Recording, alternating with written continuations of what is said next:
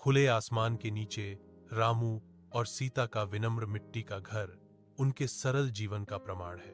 रामू दिन भर की मेहनत से थका हुआ लौटता है। उसकी भौहें चिंता से सिकुड़ी हुई हैं। सीता धोने से थके हाथों से दिलासा देती है, चिंता मत करो रामू, मैं बच्चों के लिए नोटबुक कैसे खरीदूंगा? रामू ने पूछा। उसकी आवाज चिंता से भरी हुई थी। मुन्नी और छोटू खेलते हैं।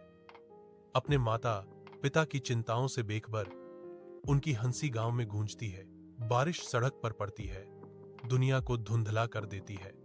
एक दिया की लौ बुझती है, रामू और सीता के घर पर क्षणभंगुर छाया डालती है। दिया बुझ जाता है, जिससे प्रवेश द्वार अंधेरे में डूब जाता है। केवल दूर का स्ट्रीट लैंप एक कमजोर चमक प्रदान करता है। सड़क के किनारे जमा होकर मुन्नी और छोटू एक किताब पर ध्यान देते हैं। उनके चेहरे इसके पन्नों से प्रकाशित होते हैं। एक शिक्षक बच्चों को देखता है।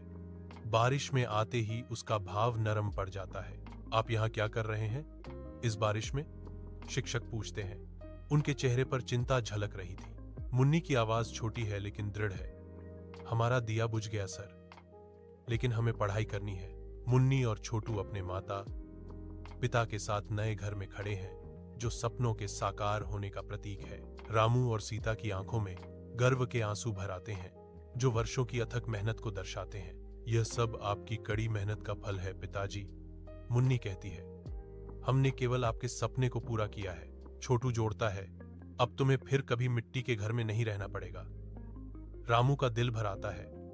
मुझे तुम दोनों पर गर्व है।